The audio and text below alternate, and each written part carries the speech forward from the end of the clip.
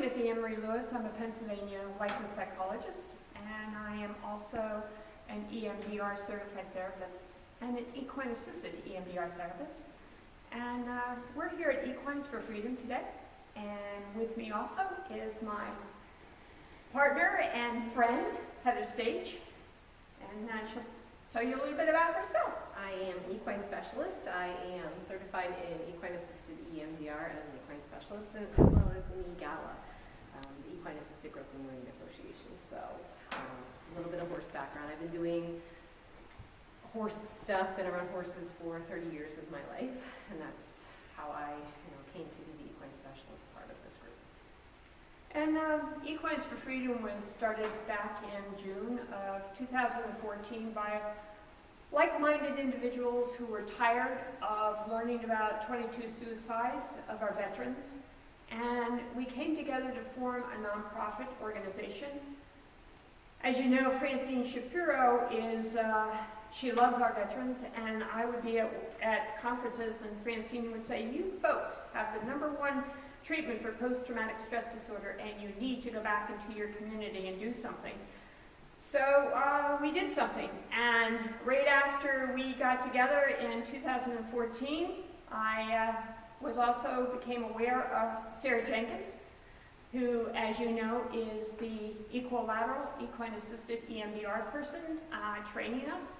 Heather and I were trained in the fall of 2014, and then we began to work at a place called Marley's Mission, and they treat sexually abused kids doing equine therapy, and we came in and began to work with those kids until Equines for Freedom was open last fall in November of 2015, and we have currently seen 15 veterans.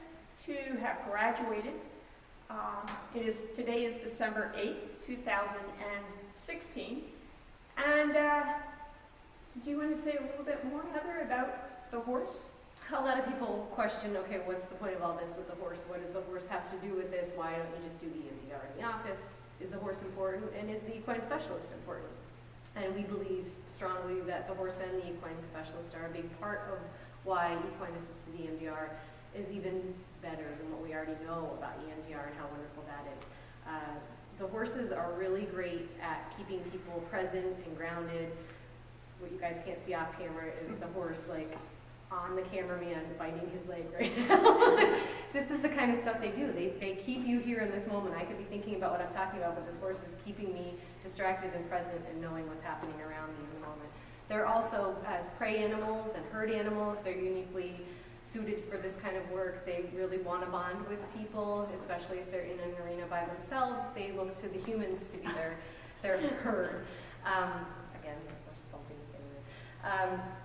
As prey animals, they're really in tune with their senses. They're really always noticing what's going on around them because that's what they need to stay safe.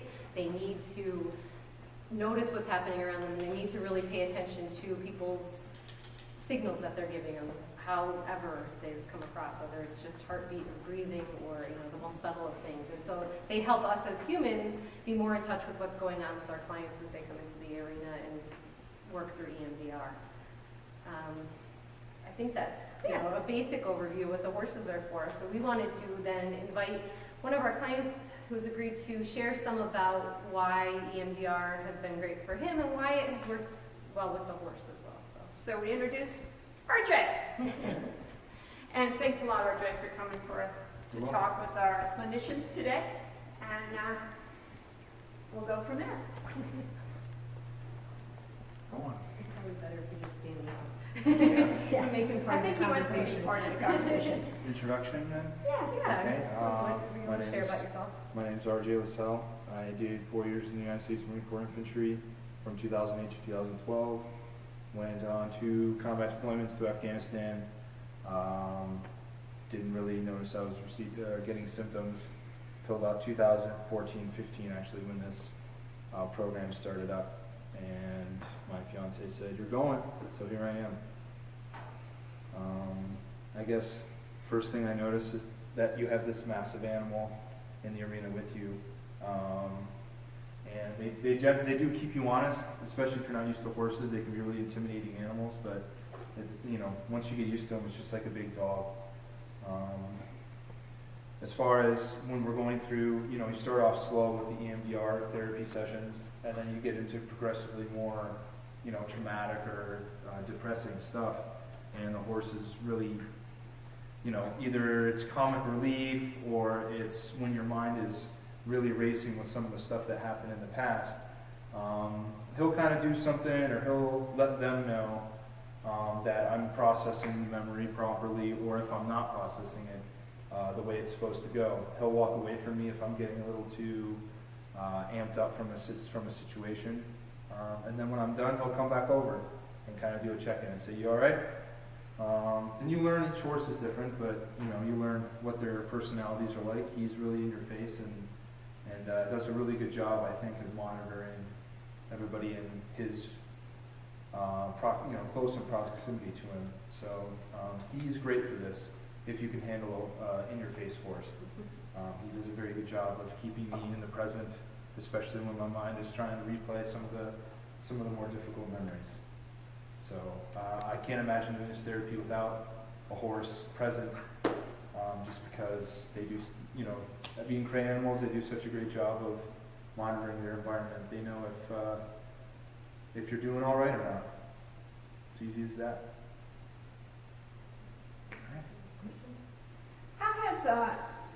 How has he helped you the most? What would you say? Why do you think horses are so important to this EMDR process? Because it creates automatically it puts you out of your comfort zone. Like I said before, if you had never had any experience with horses before, and some of these veterans are coming in that are much worse off than I am, they can't handle certain stimulus. So when you bring them in an arena with a giant animal like this, automatically it puts them in an uncomfortable state. The horse can feel that immediately when they come in, and it kind of makes you more in tune with your emotional state. Just being in that state helps me to process the memory better and to keep my mind focused. Because sometimes, just counting stuff or trying to stay focused on the task at hand, it's just not enough. So the horse definitely helps with concentrating on the memory that we're trying to process, just by keeping me in the present, by his actions or by standing next to me, the smell, the texture of his fur or something like that. Okay. And I know we talked to you when we were processing with you the 3-day battle Yes. that you went through, and we did the protocol R-TEP. How did that horse help you specifically during that memory, those days of battle that we processed for you? That one was a little bit more difficult because normal sessions have to do with one memory. The RTEP was expansive. I had to go through the entire memory in one sitting. It was very hard to focus and try to keep my mind oriented on that actual memory, going over the 3 days, trying to get every single detail in there. That was probably the most uncomfortable I've been during this type of therapy, just because it brought back some really surreal memories about combat, and just how it feels to be in that scenario. And I remember that was one of the first times that he started to knock over the barrel, because he likes to knock barrels over. Especially during that one, it's like a movie playing in your mind when you're processing these memories, and this one's so powerful that it was really trying to cloud my ability to process the memory. And he was right there. He let me know, all right, I'm walking away from you. I'm uncomfortable with how you're feeling right now. And that kind of just let me know, like, okay, I'm trying to shift down a gear and try to take a few breaths and control my heart rate. And he came right back over when I was ready to keep going. And I mean, it was great. It's almost like he's in charge during the sessions. Awesome. And I know you've actually talked a little bit, but about how the horse has helped you during this process.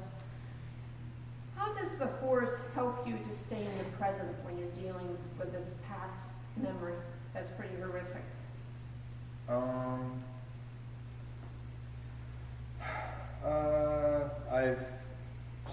I've tried to start using some of the techniques that you guys taught me as far as tapping and stuff like that, but I use him like the smell.